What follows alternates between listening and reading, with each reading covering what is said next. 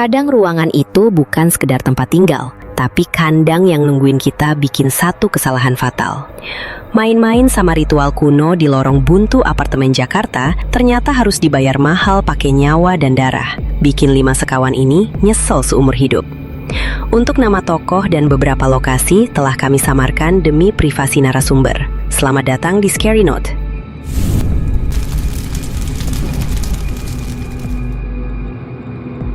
Jadi bayangin loh, ada di unit apartemen nomor 704. Lokasinya bener-bener di ujung lorong, mentok, gak ada jalan lain lagi. Kalau lo berdiri di depan pintunya, rasanya kayak lorong panjang di belakang lo itu lagi neken punggung lo. Dan karena ini gedung lama, desainnya itu tipe koridor tertutup, jadi udaranya gak nalir. Pas 5 orang cowok, Reza, Rifan, Aska, Yudi, sama Doni kumpul di ruang tamu yang sempit itu, hawanya langsung kerasa berat banget. Engap, panas, campur aduk sama bau rokok dan keringat yang gak bisa keluar. Malam itu, Reza dengan santainya ngeluarin papan Ouija yang baru dia beli iseng di Pasar Loak Jatinegara. Dia taruh papan kayu kusam itu di atas meja kopi kecil di tengah ruangan. Lo tahu kan gaya anak muda yang lagi bosen dan ngerasa paling berani? Nah, mereka kayak gitu. Ketawa-ketawa ngeremehin, nanggap ini cuma mainan kardus biasa. Padahal, posisi kamar mereka yang di jalan buntu itu ibaratnya udah kayak wadah yang nampung semua energi jelek dari sepanjang lorong. Dan papan itu kuncinya. Mereka nggak sadar kalau mereka lagi megang korek api di dalam gudang mesiu. Suasana yang tadinya cuma sumpek karena udara, pelan-pelan berubah jadi dingin yang gak wajar. Seolah tembok-tembok beton di situ lagi nahan napas, nungguin apa yang bakal kejadian selanjutnya. Mereka mulai duduk melingkar, geser-geser posisi biar muat di karpet yang udah agak dekil itu. Dan ketegangan mulai ngerayap naik tanpa permisi. Jam menunjukkan tepat pukul 11 malam. Lampu ruangan sengaja diredupin, cuma nyisain satu lampu kuning remang-remang yang bikin bayangan mereka jadi panjang-panjang di tembok. Sebelum mulai, Reza dengan gaya so asiknya naruh sebuah mandau hiasan di dekat papan itu. Itu parang khas Kalimantan yang dia bawa dari kampungnya. Katanya sih cuma buat aksesoris, biar suasananya makin dapet. Mereka berlima nempelin telunjuk di atas planchet atau keping penunjuk segitiga itu. Awalnya gak ada apa-apa, hening, cuma suara napas mereka sendiri. Tapi tiba-tiba, keping itu gerak. Bukan gerak halus kayak didorong jari yang gemeteran, tapi nyentak kasar. Rifan sempat nuduh Reza yang dorong. Tapi muka Reza pucat, matanya melotot lihat papan. Keping itu nyeret jari-jari mereka dengan kuat, ngeja huruf satu-satu dengan agresif.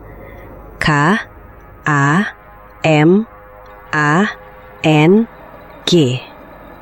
Begitu huruf terakhir, G, selesai ditunjuk, keping kayu itu kayak ditarik tenaga gak kelihatan dan terlempar kenceng banget sampai nabrak tembok di seberang ruangan.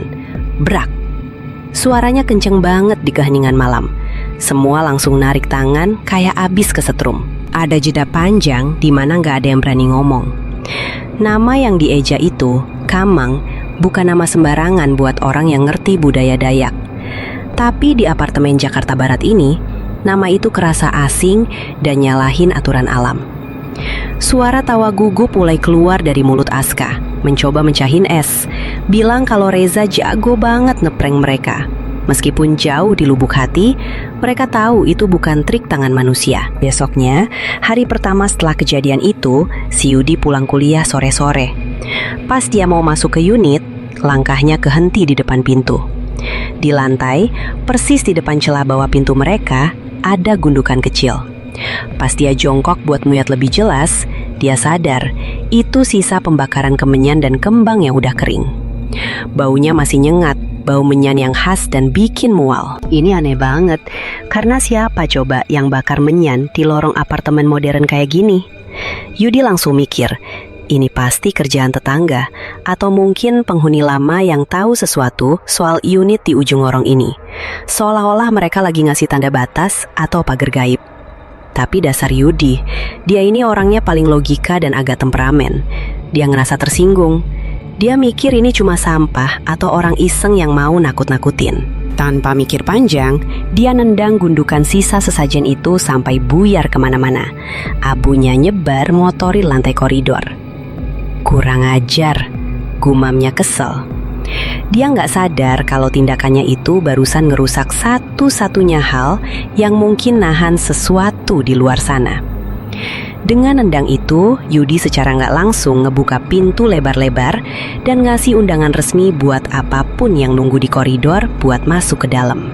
Malam itu berlalu tanpa kejadian besar, tapi atmosfer di dalam unit makin terasa nggak enak. Kayak ada listrik statis yang bikin bulu kuduk berdiri terus. Masuk hari kedua, sekitar jam 2 pagi.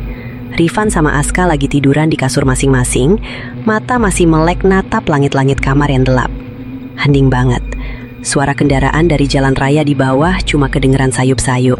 Tiba-tiba dari atas langit-langit beton kamar mereka terdengar suara. Tak, jeda sebentar. Tak, krrt. Suaranya jelas banget. Itu suara kelereng atau guli yang jatuh terus ngegelinding di lantai atas. Masalahnya, mereka ada di lantai 7 dan di atas mereka itu masih ada unit lain. Tapi suaranya bukan kayak kelereng yang jatuh sembarangan. Polanya teratur. Tak, tak, tak. Kayak suara langkah kaki orang yang lagi baris berbaris, tapi pakai kelereng. Iramanya berat dan konstan. Rifan nengok ke arah Aska, berbisik pelan. Kah, lo denger nak? Aska cuma ngangguk kaku, narik selimut sampai sebatas hidung. Mereka berdua nyoba buat ngerasionalin itu. Ah, paling pipa air, kata Aska. Suaranya agak gemeteran. Atau anak tetangga atas lagi iseng malam-malam. Mereka maksa otak mereka buat percaya itu. Karena kalau mereka ngakuin itu suara lain, pertahanan mental mereka bakal runtuh. Padahal dalam hati, mereka tahu suara pipa air nggak mungkin sejelas suara kaca kelereng yang ngehantam beton tepat di atas kepala mereka, ngikutin mereka dari sudut ke sudut kamar. Pagi harinya, mata mereka semua bengkak kurang tidur. Tapi nggak ada yang mau ngebahas suara kelereng itu secara terbuka, takut dianggap penakut. Hari ketiga, keanehan mulai nyerang fisik mereka. Bukan cuma suara doang. Siang itu panas banget di Jakarta. Matahari lagi terik-teriknya. Reza masuk ke kamar mandi, mau cuci muka biar segar. Tapi begitu dia nutup pintu kamar mandi, suhunya anjlok drastis. Bukan cuma adem AC, tapi dingin yang nusuk tulang, kayak lagi di puncak gunung pas subuh. Saking dinginnya, pas Reza ngehembusin napas, keluar uap putih dari mulutnya. Kaca cermin di depannya langsung berembun tebal. Reza diem, ngerasa ada yang gak beres. Dan di tengah dingin yang ngegigit itu, hidungnya nyium bau yang aneh banget. Bau plastik kebakar yang tajam, nyengat banget, dicampur sama bau tanah basah. Kayak bau kuburan yang abis digali pas hujan. Baunya bikin pusing dan mual instan. Reza ngusap cermin yang berembun itu pakai tangan. Dan pas dia ngeliat pantulan mukanya sendiri, dia ngerasa pantulannya itu telat gerak sepersekian detik. Dan lebih parah lagi, dia ngerasa ada mata yang lagi ngeliatin dia dari pojok kamar mandi yang gelap. Bukan perasaan paranoid biasa, tapi insting purba yang teriak kalau ada predator di satu ruangan sama dia. Jantungnya mau copot, dia langsung nyamber gagang pintu dan ngehambur keluar dengan nafas mos-mosan. Reza nggak cerita detail soal bau itu ke yang lain. Dia cuma bilang AC-nya mungkin rusak, tapi matanya yang liar gak bisa bohong kalau dia ketakutan setengah mati. Hari keempat, giliran Doni yang kena mental. Dia pulang kuliah malam banget, hampir jam 12. Lobi apartemen udah sepi, satpam juga udah pada ngantuk. Doni masuk ke lift sendirian, mencet tombol lantai 7. Pintu lift nutup dan lift mulai naik. Awalnya normal aja, tapi pas indikator angka nyampe di angka 6, liftnya nggak ngelambat, malah kerasa makin kencang naik ke atas. Angkanya terus berubah, nyewatin lantai 7, 8, 9. Padahal dedung itu cuma sampai lantai 15. Lift itu terus naik sampai indikatornya mati total. Tiba-tiba sentakan keras bikin Doni hampir jatuh, dan lift berhenti. Ting! Pintu lift kebuka perlahan. Doni ngarepin ngeliat koridor apartemennya, tapi yang ada di depannya itu cuma kegelapan total. Gelap gulita yang pekat. Gak ada cahaya lampu koridor, gak ada suara, gak ada apa-apa. Angin dingin berhembus dari kegelapan itu, bawa bau amis darah yang tipis tapi jelas. Doni mundur sampai punggungnya nempel ke dinding lift. Tangannya gemeteran mencet tombol tutup berkali-kali kayak orang gila. Dia bisa ngerasain ada sesuatu di dalam kegelapan itu yang mulai bergerak mendekat ke arah pintu lift yang terbuka. Untungnya, pintu besi itu akhirnya nutup tepat sebelum sesuatu itu nyampe. Lift turun lagi dengan kasar dan bawa dia balik ke lobi. Doni lari dari lobi ke tangga darurat, gak berani pakai lift lagi, dan nyampe ke kamar dengan muka pucat pasi kayak mayat, bikin teman-temannya langsung siaga. Hari kelima, terornya makin agresif dan mulai main fisik. Siang bolong, mereka lagi makan di ruang tengah, tiba-tiba berak. Pintu kamar mandi yang tadinya kebuka sedikit, kebanting sendiri kenceng banget sampai tembok getar. Mereka semua loncat kaget, mie instan hampir tumpah. Yudi yang masih nyoba buat jadi yang paling berani, langsung jalan nyamperin pintu itu. Angin doang ini mah, katanya, meski semua jendela ketutup rapat. Dia coba puter gagang pintunya, tapi terkunci. Keras banget, kayak ada yang nahan dari dalam. Terus terdengar suara air ngucur deres pelet dari dalam. Keran wastafel nyala sendiri. Yudi gedor pintu. "Woi, siapa di dalam?" Gak ada jawaban. Akhirnya Yudi emosi. Dia tendang pintu itu sampai kuncinya jebol. Pintu kebuka dan mereka semua ngeliat pemandangan yang gak masuk akal. Wastafel itu luber, tapi air yang keluar dari keran bukan air bening. Itu air lumpur, coklat, pekat, kotor, dan baunya bener-bener kayak bau sungai di pedalaman hutan. Air lumpur itu ngalir terus sampai membanjirin lantai keramik putih kamar mandi. Gak mungkin saluran pipa PAM Jakarta luarin air lumpur sungai kayak gini. Logika Yudi mau retak di sini. Ini bukan masalah teknis kedua lagi. Ini alam lain yang lagi bocor masuk ke tempat mereka. Pas mereka lagi sibuk nyari, mata Aska gak sengaja ngeliat ke atas dinding tempat mandau hiasan milik Reza digantung. Posisinya tinggi, hampir nyentuh plafon. Mustahil dijangkau tanpa naik kursi. "Van, itu apaan?" tunjuk Aska gemeteran. Di dalam sarung kayu mandau itu nyelip benda yang berkilau kena lampu. Rifan ngambil kursi, manjat buat ngecek. Bener aja, itu kunci motornya. Mereka ngebersihin lumpur itu diem-dieman. Gak ada yang berani ngomong, karena faktanya udah terlalu nyata buat disangkal. Hari ke-6, situasinya makin gak masuk akal pas Rifan sadar kunci motornya hilang. Dia udah nyari kemana-mana, bongkar tas, balik bantal sofa, sampai ngolong di bawah kasur. "Sumpah tadi gue taruh di meja," teriak Rifan frustrasi. Dia udah mau nangis saking stresnya, masuk jauh ke dalam sarung parang. Gimana caranya kunci itu bisa pindah ke tempat setinggi itu dan masuk ke dalam sarung senjata? Pas Rifan narik kuncinya keluar, Reza iseng megang gagang mandaunya. Dia langsung narik tangannya kaget. "Anget coy," bisik Reza horor. Bilah besi parang itu anget, kayak daging manusia yang hidup, bukan kayak besi dingin. Seolah-olah senjata itu lagi makan energi di ruangan itu. Benda mati itu sekarang rasanya kayak punya detak jantung sendiri, dan itu bikin mereka semua merinding ngeri. Malam itu mereka tidur numpuk di ruang tengah. Gak ada yang berani tidur sendiri-sendiri di kamar. Lampu dibiarin nyala terang benderang. Hari ke-7, ini puncaknya serangan fisik ke badan Reza. Sekitar jam 3 pagi, Reza kebangun tapi nggak bisa gerak. Badannya kaku total, kayak dikunci dari ujung kaki sampai ujung kepala. Matanya doang yang bisa ngelirik liar. Di atas dadanya dia ngerasain berat yang luar biasa, kayak ditindih beton. Dia nyoba teriak, tapi suaranya kejepit di tenggorokan. Pelan-pelan, dia ngeliat sosok hitam besar, bener-bener pekat, lagi jongkok di atas dadanya. Sosok itu nggak punya muka yang jelas, cuma 2 titik merah nyala di bagian mata yang natap tajam ke Reza. Makhluk itu bukan cuma diam, tapi neken dadanya makin kuat. Krek, krek. Reza bisa dengar suara tulang rusuknya sendiri bunyi, kayak mau patah. Sakitnya nyata banget, bukan kayak mimpi buruk biasa. Napasnya habis, dia megap-megap nyari oksigen. Sosok itu mendekatkan mukanya ke muka Reza. Dan Reza bisa ngerasain hawa panas yang luar biasa dari makhluk itu. Ini bukan fenomena medis tindihan biasa, ini penyerangan. Tangan makhluk itu, atau cakarnya, kerasa nyengkram bahu Reza, ninggalin rasa perih yang panas. Reza cuma bisa pasrah. Matanya mulai gelap karena kurang oksigen, mikir kalau dia bakal mati malam itu juga di tangan bayangan bermata merah itu. Reza kebangun dengan teriakan histeris pas azan subuh. Dadanya sakit luar biasa dan ada bekas cengkraman merah yang nyata di bahunya. Bukti kalau itu bukan mimpi. Hari ke-8 mereka udah putus asa. Aska yang paling religius di antara mereka mutusin buat ngelawan.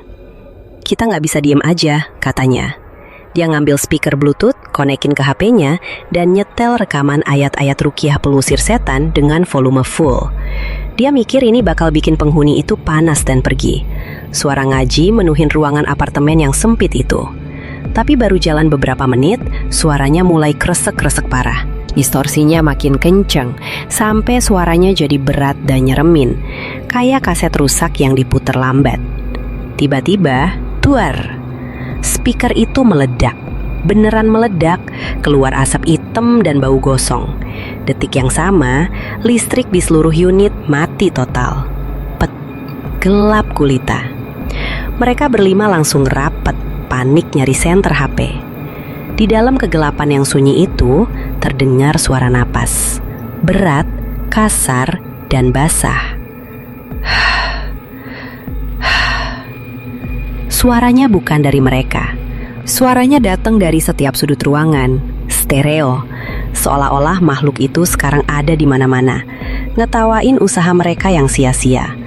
Kegelapan itu rasanya hidup, neken mereka dari segala arah. Dan mereka sadar kalau doa dari rekaman MP3 doang nggak bakal mempan lawan sesuatu yang udah semarah ini. Setelah kejadian listrik padam total itu, suasana jadi makin kacau. Mereka mutusin buat nggak tidur dan nunggu pagi sambil dempet-dempetan di ruang tengah. Tapi pas matahari mulai ada tanda-tanda mau terbit, mereka baru sadar kalau Reza nggak ada di antara mereka. Panik, mereka langsung nyari ke seluruh ruangan, tapi nihil. Akhirnya Yudi memberanikan diri buka pintu depan yang mengarah ke lorong gelap itu. Di sanalah mereka nemuin Reza, tergeletak pingsan di lantai koridor dingin, persis di area buntu yang jarang dilewatin orang. Posisinya telungkup, kayak abis dilempar boneka bekas. Pas mereka balikin badannya, Reza masih napas, tapi lemah banget. Yang bikin Rifan sama Aska langsung mundur ketakutan adalah pas baju bagian belakang Reza keangkat sedikit. Di kulit punggungnya, tercetak jelas memar merah keunguan. Bentuknya bukan memar biasa. Itu cetakan telapak tangan yang ukurannya gede banget, jauh lebih gede dari tangan manusia normal. Dan gilanya, pas Doni nyoba nyentuh memar itu buat ngecek, dia langsung narik jarinya sambil naduh. Panas. Kulit Reza di bagian memar itu panas banget, kayak abis ditempel setrikaan. Rifan langsung histeris, dia bilang, "Gue cabut, gue gak peduli, gue mau balik sekarang." Aska juga sama, mukanya udah gak ada darahnya. Dia mulai packing baju asal-asalan. Tapi Yudi nahan mereka. Dia bilang kita gak bisa ninggalin Reza dalam kondisi kayak gini. Konflik mulai pecah. Teriakan-teriakan panik mereka mantul-mantul di lorong sempit itu.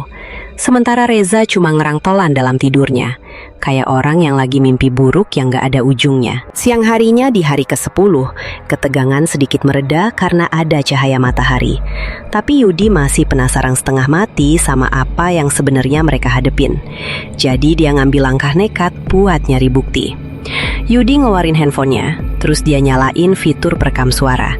Dia mikir, kalau mata mereka bisa ditipu sama halusinasi karena kurang tidur, alat elektronik harusnya lebih jujur. Dia taruh HP itu di tengah meja ruang tamu yang kosong. Terus dia nyuruh semua orang diem. Bener-bener hening. Gak ada yang ngomong, gak ada yang gerak selama 5 menit. Mereka cuma saling lirik, nahan napas. Setelah dirasa cukup, Yudi muter balik rekamannya. Awalnya cuma suara statis biasa, suara hiss dari mikrofon.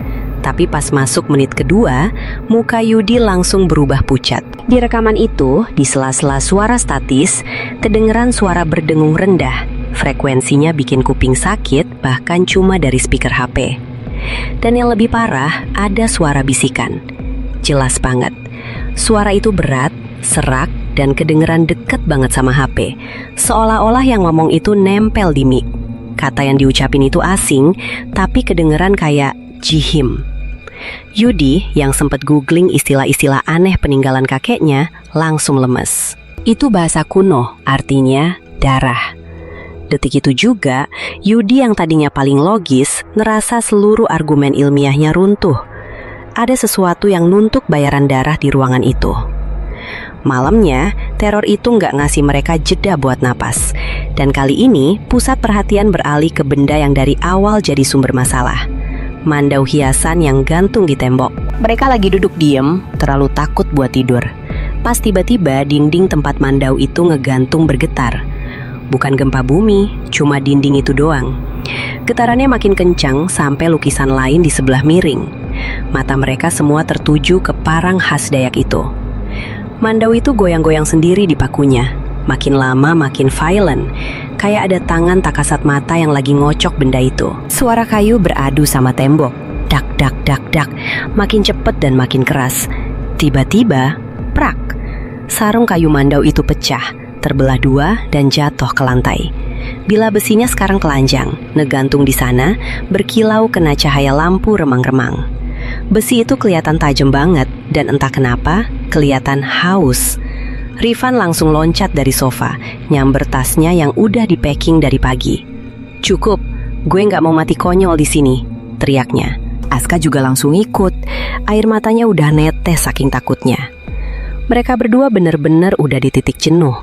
Mereka nggak mau tahu lagi soal solidaritas. Yang ada di otak mereka cuma lari sejauh-jauhnya dari unit sialan ini sebelum besi itu terbang dan nancep di leher salah satu dari mereka.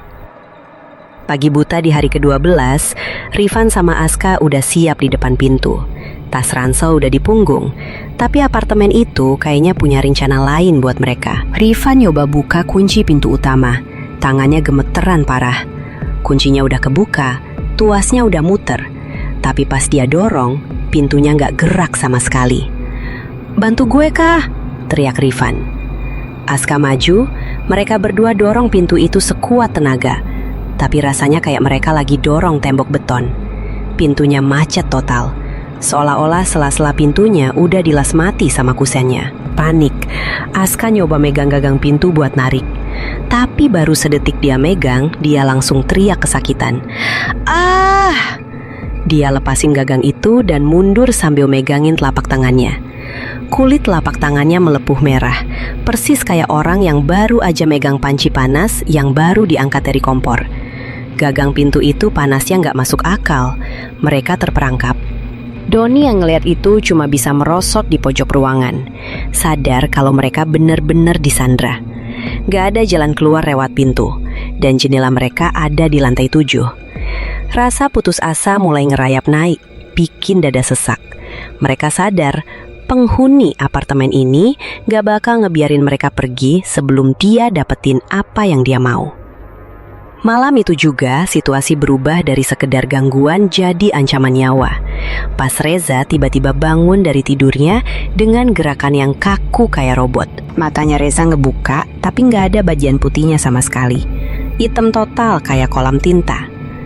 Tanpa ngomong sepatah kata pun, dia jalan ke arah dinding tempat mandau telanjang itu tergantung. Gerakannya aneh, patah-patah tapi cepet banget. Dia nyamber mandau itu. Yudi teriak, "Zah, sadar Zah!" Tapi Reza nggak dengar. Dia mulai gerak, bukan jalan biasa, tapi nari. Itu tarian perang, kancet papatai, tapi versinya jauh lebih buas dan nggak manusiawi. Dia lompat ke atas meja kaca, kakinya ngebanting meja sampai pecah berkeping-keping. Perang! Pecahan kaca nyebar kemana-mana. Reza muter-muterin mandau itu dengan tenaga yang mengerikan, nebas sofa sampai busanya berhamburan keluar. Tenaganya bukan tenaga Reza yang kurus, ini tenaga raksasa. "Tahan dia!" teriak Doni. Yudi, Doni, Rifan sama Aska langsung neriakin dia barengan. Mereka berempat nyoba ngebekuk satu orang, tapi susahnya minta ampun. Reza nendang Rifan sampai mental ke tembok. Butuh pergulatan hampir 10 menit, sampai akhirnya mereka bisa nindih badan Reza ke lantai dan ngerampas mandau itu. Napas mereka semua ngos-ngosan. Ruangan hancur lebur, kayak abis kena angin puting beliung. Tapi horornya belum selesai di situ. Karena pas Reza udah berhasil ditahan di lantai, badannya mulai kejang-kejang hebat kayak orang ayan. Suara grok-grok kasar keluar dari tenggorokannya, kayak ada benda padat yang nyangkut di sana. Mukanya merah padam, matanya melotot kayak mau keluar. "Miringin badannya, miringin!" teriak Yudi panik, takut Reza keselak lidah sendiri. Mereka miringin badan Reza, dan saat itulah Reza muntah. Tapi yang keluar bukan isi perut atau makanan. Cairan hitam pekat, kental kayak oli, muncrat dari mulutnya. Baunya amis busuk yang bikin mereka semua mau muntah. Dan di tengah genangan cairan hitam di lantai keramik putih itu, ada bunyi denting logam. Ting, ting. Mereka ngeliat dengan mata kepala sendiri. Di antara darah hitam itu, ada paku-paku karatan yang bengkok keluar dari perut Reza. Aska langsung nangis histeris lihat itu. Ini udah bukan medis lagi, ini santet, teluh atau apalah namanya. Fakta bahwa paku besi bisa keluar dari tubuh manusia bikin otak mereka nggak bisa mikir jernih lagi. Reza lemes total abis muntah itu. Matanya nutup lagi, tapi napasnya lemah banget. Mereka tahu kalau mereka tetap di sini, Reza bakal mati. Dan mungkin mereka semua juga. Besoknya di hari ke-13, Yudi mutusin buat nelfon keluarga Reza di Kalimantan pakai video call. Nyari sinyal sampai ke deket jendela. Begitu video nyambung, muncul muka bapak sama ibunya Reza. Dan di belakang mereka ada seorang laki-laki tua pakai ikat kepala kain. Sinyalnya putus-putus, gambarnya pecah-pecah. Tapi ekspresi ngeri di muka orang tua itu jelas banget. Si tetua adat itu nggak ngeliat ke wajah Yudi di layar. Matanya fokus ke titik di belakang bahu Reza yang lagi baring di sofa. Dia nunjuk ke layar sambil ngomong pakai bahasa daerah yang cepat dan tegas. Suaranya kedengeran marah sekaligus takut. Bapaknya Reza langsung nerjemahin dengan suara gemeter. "Bawa dia pulang, sekarang." Tetua lihat ada bayangan hitam tinggi yang berdiri nempel di belakang Reza. Si bapak negesin lagi, "Jangan ditunda, bawa ke Tumbang Samba. Nyawanya udah di ujung tanduk." Perintah itu kayak pecut buat mereka. Gak ada lagi diskusi, gak ada lagi ragu-ragu. Tujuannya jelas, bawa Reza balik ke tanah kelahirannya sebelum dia benar-benar diambil sama bayangan itu. Proses evakuasi dari unit 704 itu benar-benar kayak adegan film perang, buru-buru dan penuh adrenalin. Yudi sama Doni mapah Reza di kiri kanan, sementara Rifan bawa tas-tas penting. Begitu mereka melangkah keluar dari pintu apartemen dan masuk ke koridor, gedung itu kayaknya marah karena mainannya mau diambil. Tiba-tiba, lampu koridor di ujung sana meledak. Pop, pecahan kaca lampu jatuh ke lantai. Terus lampu berikutnya. Pop, lampu-lampu itu meledak satu persatu secara berurutan, mendekat ke arah mereka. Seolah-olah kegelapan itu lagi ngejar mereka. "Lari, lari!" teriak Doni. Mereka nyeret Reza lari sekuat tenaga menuju tangga darurat. Sementara di belakang mereka, suara ledakan bohlam terus ngikutin, diiringi suara geraman rendah yang menggema di lorong beton itu. Mereka nggak berani nengok ke belakang, takut lihat apa yang ada di dalam kegelapan itu. Mereka lari nurunin tangga darurat dari lantai 7. Napas hampir putus, kaki gemeteran, sampai akhirnya mereka nendang pintu darurat di lantai dasar dan keluar ke lobi yang terang benderang. Di lobi apartemen, di bawah cahaya lampu yang normal dan ada satpam yang ngeliatin mereka bingung, kelompok itu akhirnya pecah. Rifan sama Aska ngelempar tas mereka ke lantai. Napas mereka masih mburu. "Gue gak bisa, Yud. Sumpah gue gak bisa," kata Rifan, mukanya masih trauma berat. "Gue mau balik ke rumah. Gue gak mau ikut ke Kalimantan." Aska cuma ngangguk. Dia bahkan gak sanggup ngomong. Tangannya masih megangin bekas luka bakarnya. Persahabatan mereka hancur malam itu, dikalahin sama rasa takut. Yudi ngeliatin mereka dengan tatapan kecewa, tapi dia juga ngerti. "Ya udah," kata Yudi dingin. "Pergi lu pada." Rifan sama Aska langsung lari keluar lobi, nyetop taksi pertama yang lewat, ninggalin Yudi, Doni, dan Reza yang setengah sadar. Sekarang tinggal mereka bertiga. Yudi sama Doni saling pandang, ada beban berat di pundak mereka. Tapi mereka udah kepalang tanggung, mereka harus nyelesain ini.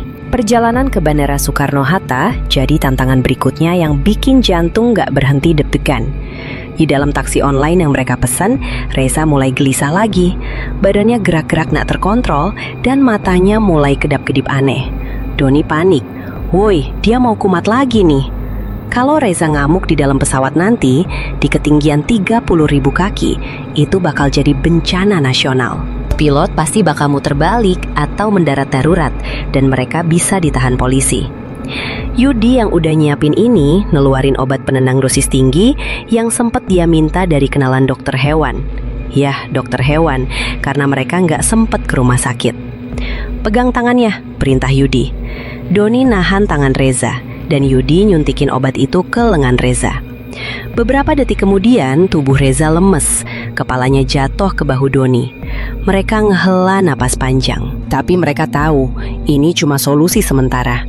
Mereka lagi bawa bom waktu yang bisa meledak kapan aja, dan mereka harus ngebawa bom itu terbang ngelintasi Laut Jawa menuju hutan Kalimantan. Pesawat udah mengudara stabil, tanda sabuk pengaman udah dimatiin, tapi ketegangan di kursi barisan 27 itu nggak berkurang sama sekali. Doni duduk di tengah, naapit Reza yang lemes karena obat bius. Sementara Yudi di kursi lorong terus-terusan ngelirik ke arah pramugari dengan gelisah, takut kalau tiba-tiba temennya itu bangun dan bicing keributan. Suara mesin pesawat yang mendengung monoton seharusnya bikin ngantuk, tapi buat mereka itu kayak suara bom waktu yang lagi dihitung mundur. Pas pesawat mulai goyang kena turbulensi hebat di atas Laut Jawa, mimpi buruk mereka kejadian. Guncangan itu bikin obat penenang yang ada di darah Reza seolah-olah hilang khasiatnya. Tiba-tiba aja mata Reza terbuka lebar, dan pas Doni nengok, dia hampir teriak karena mata itu hitam total. Gak ada putihnya, bener-bener kayak lubang sumur yang dalam. Reza gak ngamuk atau teriak, tapi dia mulai komat hamid. Suaranya kecil, serak, dan kedengeran kayak suara orang tua yang lagi marah. Dia terus-terusan ngulang kalimat soal hutan yang terbakar dan janji darah. Yudi langsung sigap, dia nahan bahu Reza kuat-kuat sambil bisik-bisik panik. Tahan Za, dikit lagi nyampe. Penumpang di kursi depan mulai nengok-nengok keganggu, bikin keringet dingin ngucur deres di dahi Yudi sama Doni. Mereka sadar, makhluk itu, si Kamang, ikut naik pesawat. Dia ada di sini, di ketinggian 30.000 kaki, nebeng di badan Reza. Dan kalau dia mutusin buat ngambil alih kendali sekarang, gak ada jalan keluar buat mereka semua. Begitu roda pesawat nyentuh landasan pacu Cilik Riwut dan akhirnya berhenti sempurna, ada rasa lega yang aneh.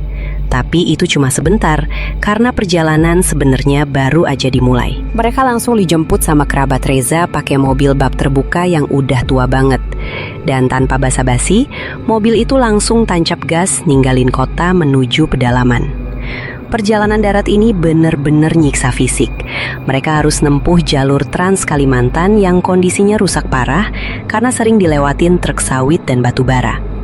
Selama 8 jam, badan Reza yang lagi sakit itu diguncang-guncang di bak belakang. Pemandangan di kiri kanan jalan pelan-pelan berubah. Dari yang tadinya gedung-gedung dan ruko, berubah jadi perkebunan sawit yang gersang. Terus makin lama makin rapet ciri hutan tua yang pohonnya tinggi-tinggi banget. Udaranya juga beda, kerasa lebih berat dan lembab. Buat Reza yang setengah sadar, perubahan suasana ini kayak pemicu. Dia mulai gelisah lagi, tapi kali ini bukan karena takut. Dia kayak mengenali tempat itu. Matanya yang sayu terus-terusan ngeliat ke arah pepohonan yang gelap, seolah-olah ada teman lamanya yang lagi lari ngikuti mobil mereka dari dalam hutan. Yudi yang ngeliat itu cuma bisa diem, sadar kalau mereka udah masuk ke wilayah di mana logika kota besar nggak berlaku lagi. Ini kandang macan, dan mereka lagi bawa pulang anaknya. Singkat cerita, karena aturan adat yang ketat dan status mereka sebagai orang luar yang kotor, Yudi sama Doni nggak dibolehin ikut masuk sampai ke desa pedalaman sakral tempat ritual diadain. Mereka terpaksa balik ke Jakarta dengan perasaan campur aduk setelah nyerahin Reza ke keluarganya di perbatasan desa. Pas mereka nyampe balik di Jakarta dan berdiri lagi depan pintu unit 704 buat ngambil sisa barang, rasanya kayak masuk ke mulut binatang buas yang lagi tidur. Mereka buka pintu pelan-pelan. Ruangan itu kosong, berantakan, dan bau apeknya minta ampun.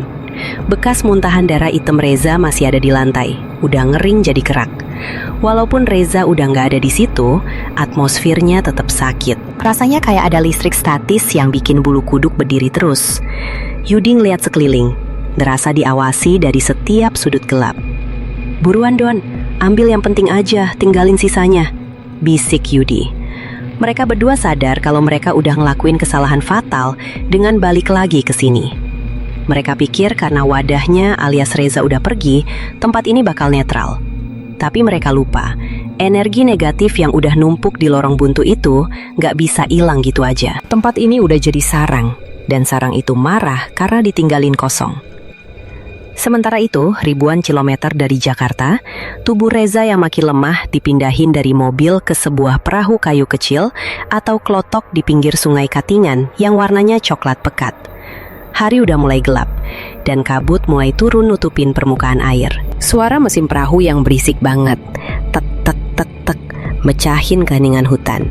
Tapi anehnya, suara itu nggak bikin burung atau binatang lain kaget. Hutan itu sepi, terlalu sepi. Pas perahu mulai jalan ke tengah sungai, air di sekitar perahu Reza mulai bereaksi aneh. Airnya bergolak, berbuih-buih kayak air mendidih, padahal baling-baling mesin ada di belakang. Bapaknya Reza yang nemenin di perahu cuma bisa berdoa sambil megang erat tangan anaknya. Reza sendiri mulai kejang-kejang lagi. Air sungai ini kayak barrier atau saringan alami. Makhluk yang ada di dalam badan Reza ngerasa kepanasan karena mau dibawa nyebrang air. Dia nolak, dia ngamuk. Perahu kecil itu oleng ke kiri kanan dengan bahaya, hampir kebalik. Pengemudi perahu, orang lokal yang udah biasa lihat hal ganjil, nggak nanya apa-apa. Dia cuma ngebentak supaya Reza dipegangin kuat-kuat dan ngegas mesin perahu lebih kencang buat ngelawan arus yang tiba-tiba jadi deres dan liar. Setelah perjalanan air yang bikin mual dan penuh teror, perahu akhirnya merapat di dermaga kayu yang udah lapuk. Di atas sana, di depan sebuah rumah panggung tua yang tinggi, udah ada orang yang nungguin mereka. Yang nungguin itu bukan sekedar kakek-kakek biasa yang ramah. Itu Sang Balian, penyembuh adat yang disegani. Dia berdiri tegak di ambang pintu, badannya penuh tato tradisional bunga terung. Dan yang bikin nyali ciut, dia nggak nyambut dengan tangan terbuka, tapi dengan senjata. Di tangan kanannya, dia megang mandau asli yang bilahnya udah terhunus, berkilau tajam kena cahaya bulan. Tatapan matanya tajam banget, bukan lihat ke arah bapaknya Reza, tapi lurus nembus ke mata Reza yang lagi dipapah naik tangga. Balian itu tahu siapa atau apa yang datang. Dia nggak ngelihat tamu, dia ngelihat musuh. Suasana bener-bener tegang, kayak mau perang beneran. Angin malam tiba-tiba berhenti berhembus, bikin daun-daun di hutan diem total. Naikkan dia. Perintah Balian itu singkat, suaranya berat dan berwibawa. Dia nggak nurunin senjatanya sedikit pun, sampai Reza benar-benar masuk nyewatin ambang pintu rumah itu. Matahari akhirnya tenggelam sepenuhnya, dan hutan di sekeliling rumah panggung itu jadi gelap total, cuma diterangin sama lampu pelita kecil yang apinya goyang-goyang. Ritual pengobatan, atau lebih tepatnya pengusiran paksa, dimulai malam itu juga. Suara musik mulai dimainin. Bukan musik yang enak didengar, tapi tabuhan gendang yang ritmenya monoton dan cepet. Dung tak, dicampur sama petikan kecapi yang nadanya tinggi dan nyayat hati. Tujuannya emang buat bikin pusing, buat ngehack otak biar masuk ke kondisi trance. Di tengah ruangan, Balian itu mulai nari muter-muter, sementara Reza dibaringin di atas tikar rotan. Tiba-tiba Balian itu nyembeli seekor ayam berbulu hitam, darah segernya ditampung di mangkok batok kelapa, terus diolesin ke jidat Reza. Reaksinya instan dan mengerikan. Reza langsung melengkungin punggungnya ke atas, tulang belakangnya bunyi krek, dan dari mulutnya keluar suara geraman. Itu bukan suara manusia, itu suara harimau atau macan dahan, binatang yang jadi simbol semangat si Kamang. Geramannya kenceng banget, sampai bikin kaca jendela rumah itu bergetar. Reza nyoba nyakar lantai kayu sampai kukunya patah dan berdarah. Dia bukan lagi mahasiswa Jakarta yang lemah, dia sekarang binatang buas yang terperangkap dan siap nyabik siapa aja yang dekat. Di detik yang sama, di apartemen Jakarta yang jauhnya ribuan kilometer, Yudi sama Doni lagi sibuk masukin baju ke koper dengan buru-buru. Mereka pengen cepet-cepet keluar dari sana selamanya karena perasaan mereka makin gak enak. Tapi tiba-tiba hawa di ruangan itu berubah drastis. Suhu turun sampai titik beku dalam hitungan detik, bikin napas mereka ngepul jadi uap putih. Yudi ngeliat ke arah meja tamu dan dia kaku. Papa Luija itu, papan sialan yang jelas-jelas udah mereka patahin dan buang ke tempat sampah di lantai bawah kemarin sore. Sekarang ada lagi di atas meja, utuh, bersih, dan planchetnya bergerak pelan, muter-muter sendiri. Yudi sama Doni saling pandang dengan muka pucat pasi. Ini gila, ini nggak masuk akal. Ternyata ritual yang lagi kejadian di Kalimantan sana ngirim gelombang balik ke sini, terkoneksi. Apa yang ditarik di sana, narik juga di sini. Papan itu kayak radio penerima yang lagi nyetel frekuensi penderitaan Reza. Suara geraman harimau yang sama kayak di Kalimantan, sayup-sayup kedengeran keluar dari papan kayu itu, bergema di ruang tamu apartemen Jakarta Barat. Mereka sadar, mereka nggak aman cuma karena jarak. Balik lagi ke Kalimantan. Pertarungan antara Balian dan makhluk di badan Reza udah nyampe di titik kritis, di mana sang Balian gak lagi duduk. Dia berdiri sambil komat kamit dengan bahasa kuno yang gak dimengerti manusia biasa. Balian itu gerak cepet banget.